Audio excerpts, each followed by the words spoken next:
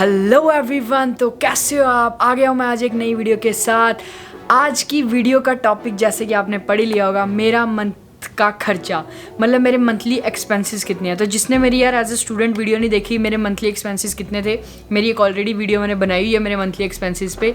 पर अब मैं स्टूडेंट नहीं रहा, सबको पता ही होगा। वैसे जिसको नहीं पता, मैंने 2 इयर्स का सैनिका कॉलेज से प्रोग्राम किया था कंप्यूटर नेटवर्किंग।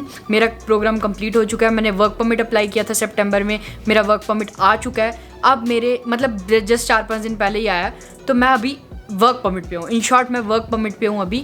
तो मेरे मंथली खर्चे बढ़े हैं, घटे हैं, कैसा सिस्टम रहा है, जो भी मतलब चीज़ें हुई हैं वो मैं इस पूरी वीडियो में बताऊंगा आपको।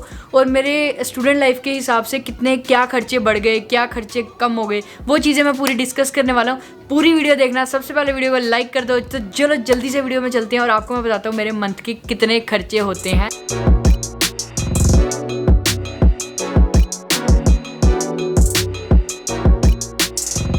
सबसे पहला बड़ा खर्चा जो कि महीने का सबसे बड़ा चंक ले जाता है आपकी मनी का, आपकी इनकम का, वो होता है भाई रेंट। कहीं रहना तो है, राइट। तो स्टूडेंट लाइफ में मैंने शेयर्ड रूम में रहा हूँ। मैं आपको जैसे कि पता ही होगा, जिसको नहीं पता मैं सारा दोबारा से बताता हूँ शॉर्ट में। तो मैं शेयर्ड रूम में रहता था अंकित के साथ। तो ऐसा सिस्टम था कि एक रूम में 2 बंदे रहते थे। तो मैं रेंट पे करता था 310 टोरंटो में। अभी मैं विनीपेग में हूँ, जिसको नहीं पता, मैं मूव हो गया था स्टडीज़ के बाद। तो मैं वहाँ पे 310 रेंट पे करता था शेयर्ड में। बट जब मैं यहाँ पे मूव हुआ, हमने बेसमेंट लिया। अगर आपने बेसमेंट टूर नहीं देखा, मैं यहाँ पे लिंक दे दूंगा, चेक कर लेना। तो यहाँ बेसमेंट में अब 2 रूम्स हैं, मैं और सौरभ रहते हैं। तो हम दोनों अलग अलग रूम में रहते हैं। तो अब मेरा पूरा पर्सनल रूम है, राइट। तो अब उससे होगा क्या, आपको भी पता है कि शेयर्ड रूम में जो खर्चा होता था उससे थोड़ा खर्चा बढ़ जाएगा, क्योंकि अब आपका रूम सेपरेट है। तो आपको किसी के साथ शेयर नहीं करना पड़ेगा। तो जो पूरी बेसमेंट का रेंट है वो 2 चीज़ों में डिवाइड हो रहा है इंस्टेड ऑफ मतलब चार बंदों में। क्योंकि अब 2 बंदे 2 रूम्स, तो हम आधा आधा पे कर देते हैं जितना भी टोटल रेंट है। मेरा रेंट कितना है, मेरी बेसमेंट कैसी है, पूरा टूर जो है वो मैंने ऑलरेडी कर दिया हुआ है। तो अब मैं जो रेंट पे कर रहा हूँ वो है $400। तो पहले 310 पे करता था, अब 400 पे कर रहा हूँ। मतलब 420 के करीब खर्चा हो जाता है, सारा लगा लो घर का।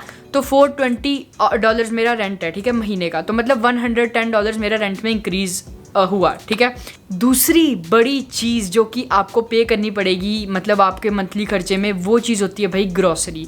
अब आपको मतलब घर का सामान, सारा खाने पीने का सामान, आटा दाल चावल सारी चीज़ें हैं ना, तो ये चीज़ें आपको ग्रॉसरी पर। यार ये चीज़ मैं अगर आपको बताऊँ, ये मैं एक गैस अपना बता सकता हूँ, बट हर एक का अपना डिपेंड करता है। अब जो नॉन वेज है उसकी अलग खर्चे होंगे, जो वेज है उसके अलग खर्चे होंगे, जिसको बाहर खाने का ज़्यादा शौक है उसके अलग खर्चे होंगे, जिसको मतलब घर में बनाना अच्छा लगता है उसके अलग खर्चे होंगे, है ना। It depends. बट मैं अपनी बात करूँ तो $400 मेरा रेंट था, राइट।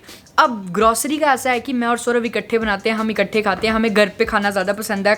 हम बाहर महीने में 4-5 बार ही खाते हैं, ज़्यादा नहीं खाते। क्योंकि अब ऐसा है कि यार मैं काम करता हूँ, वो भी मतलब जॉब पे जाता है। तो हम जॉब से आके 1-1.5 घंटा लगा के घर पे खाना अपना बनाते हैं। दोनों को खाना बनाना आता है, तो ईजी कन्वीनियंट घर का खाना, बिल्कुल स्वादिष्ट और साथ में हेल्दी, ठीक है ना।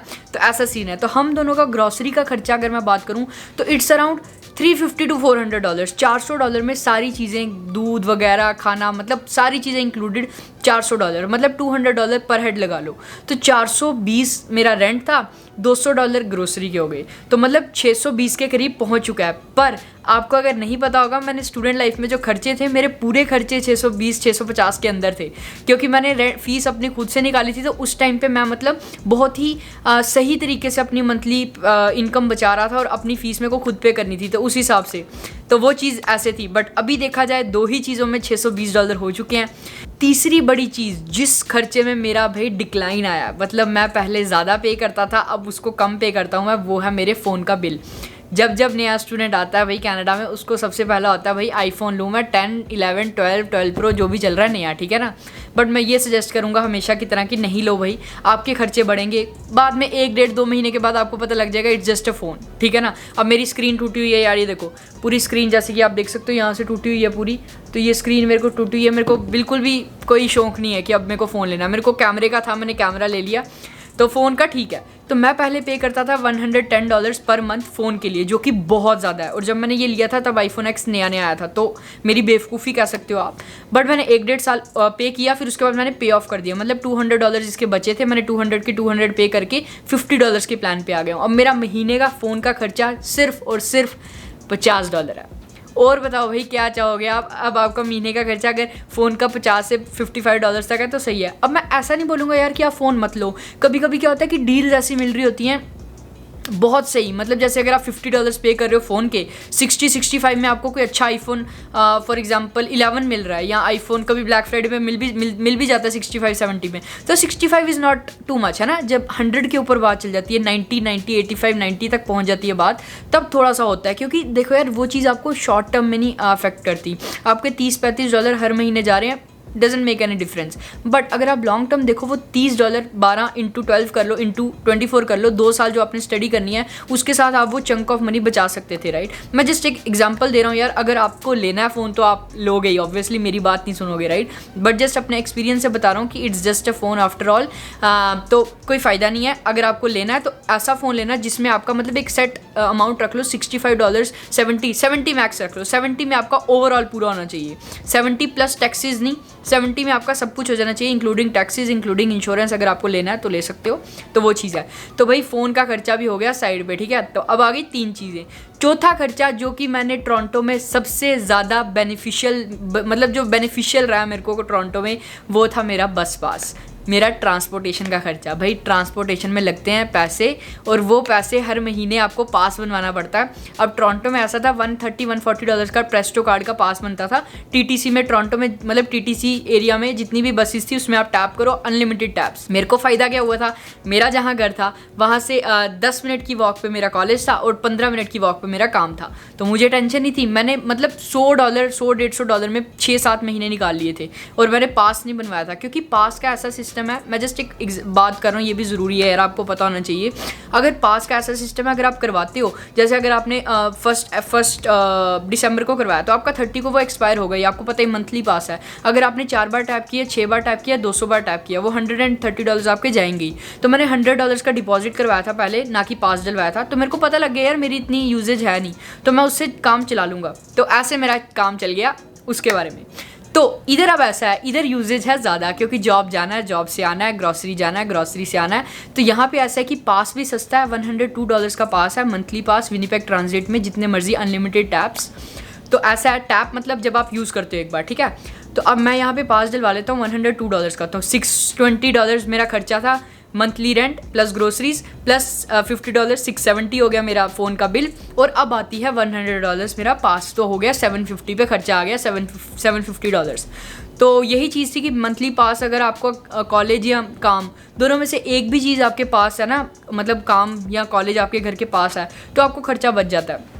अब मैंने लकीली, मैं कह रहा हूँ कि मेरी ऐसी कोशिश हो गई कि काम भी पास मिल गया था और जॉब मतलब कॉलेज भी पास था, तो दोनों चीज़ें बच गई, मेरा पैसे बच गए, और मैंने स्टूडेंट लाइफ में वो चीज़ बहुत खर्चा बचाया। बट इधर की बात करूँ तो इधर मेरा पास लग रहा है, और मेरा जॉब जो है यहाँ से 30 मिनट्स की दूर पे है, मतलब 30 मिनट्स की दूरी पे है, तो वो मतलब लग ही जाता है। तो वो खर्चा मैं गिनता हूँ, और हर महीने मैं पास डलवा रहा हूँ यहाँ पे, जब तक गाड़ी नहीं लेता। वो देखते हैं कब लेंगे, वो आपको पता लग ही जाएगा।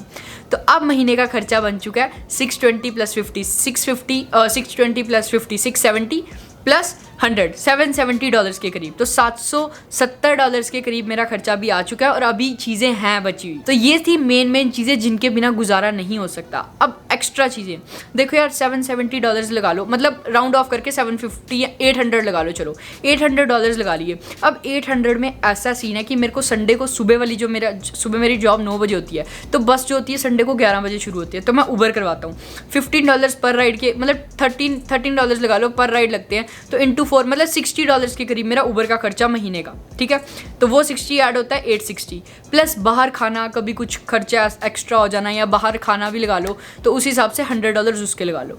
तो उस हिसाब से कितना खर्चा हो गया, 860 + 100 960, मतलब जो मैं स्टूडेंट लाइफ में 650 700 750 मैक्स, 700 मेरा मैक्स था खर्चा, अब वो यहाँ पे 900 समथिंग हो चुका है। तो यही चीज़ का फ़र्क पड़ता है यार जब आप वर्क परमिट पे आते हो। इवन दो आपकी इनकम भी बढ़ती है, क्योंकि पहले आप 20 आवर्स काम कर रहे थे, now you are working full time, which means you are working 40 hours a week, तो आपकी इनकम भी बढ़ेगी, but at the same time expenditure भी थोड़ा सा बढ़ता है। बट ये चॉइस है आपकी यार, कई चीज़ों पर आप घटा सकते हो। अगर आपको रेंट सस्ता मिल रहा है, वहाँ से आपका कट डाउन हो सकता है, ग्रोसरी पे आपका कट डाउन हो सकता है, जैसे भी आप खाते हो, ज़्यादा भी हो सकता है अगर आप बाहर ज़्यादा 10-15 बार खाते हो महीने में, जो कि मैं रेकमेंड नहीं करूँगा। वर्थ इट नहीं है यार, क्योंकि at the end of the day इतनी हेल्दी चीज़ भी नहीं होगी आपको मिलेगी जितनी आप घर पे बना सकते हो, और अपने हिसाब से अपनी कस्टमाइजेशन करके आप घर में चीज़ें बना सकते हो। और तीसरी चीज़ ये है कि अगर आपके पास गाड़ी है तो खर्चे ऑब्वियसली बढ़ जाते हैं, और उसके बाद आपका चाहे बस पास लगता है नहीं लगता है, बट आपके मतलब गाड़ी के साथ बहुत खर्चे बढ़ जाते हैं। तो उसी हिसाब से गाड़ी लेने का फ़ायदा है जब आपको पता है कि आपकी इनकम आ रही है और आपकी इनकम में से आप कुछ सेव भी कर पाओ। अब जैसे मेरा मतलब 900 समथिंग पे खर्चे हैं, तो मैं थोड़ा सा सेविंग पार्ट भी है मेरा, बट जब मैं गाड़ी ले लूँगा, विनीपेग में तो थोड़ा सा आसान है गाड़ी लेना, तो वो थोड़े खर्चे थोड़े ऑब्वियसली बढ़ जाएंगे। बट यही चीज़ है यार, गाड़ी एक एसेट की तरह रखना, उसको लाइबिलिटी मत बनने देना। ये ना हो महीने का 1200-1300 हज़ार डॉलर आपका गाड़ी का जा रहा है और यू आर लाइक कि मैं ये भी काम कर लूँ वो भी काम कर लूँ। लाइफ आराम से जीने के लिए बनी है भाई, आराम से जियो। इतना भी नहीं है कि एक्सपेंसेस जितने बढ़ाओगे उतने ही आपको अपने वर्क आवर्स बढ़ाने पड़ेंगे, जो कि वर्थ इट नहीं है। तभी लोगों को यहाँ पे यार ज़िंदगी अच्छी नहीं लगने लग जाती। कई लोग जो कनाडा के कंप्लेन करते हैं कि हाँ भाई ज़िंदगी अच्छी नहीं है, वो यही कारण है, क्योंकि आपको ऐसा होता है यार कि मतलब मेरे को खर्चे बढ़ गए, ऊबर भी कर लेता हूँ, ये भी कर लेता हूँ, वो भी कर लेता हूँ, तो समझ रहे हो ना, डजंट वर्थ इट। तो यही था यार आज की वीडियो के लिए, छोटी सी एक वीडियो बनाई मैंने जिसमें आपको मैंने पूरा मंथली खर्चा बता दिया। और कई ज़्यादा लोग मुझे पूछ रहे थे इसके बारे में, इसलिए मैंने सोचा एक विनीपेग के मंथली खर्चे के बारे में मैं अपनी वीडियो बना दूँ। उम्मीद करता हूँ आपको अच्छी लगी। अगर अच्छी लगी यार लाइक कर दो वीडियो को, चैनल को सब्सक्राइब कर दो। और thank you so much again for 50,000। मेरे 50,000 हो चुके हैं, अब तो बहुत देर हो चुकी है, बट स्टिल मुझे रोज़ खुशी होती है इस चीज़ की, and I am very thankful to you all. और इंस्टाग्राम पर ज़रूर फॉलो कर लेना। Till then take care, bye bye guys, have a good one, stay safe, bye bye.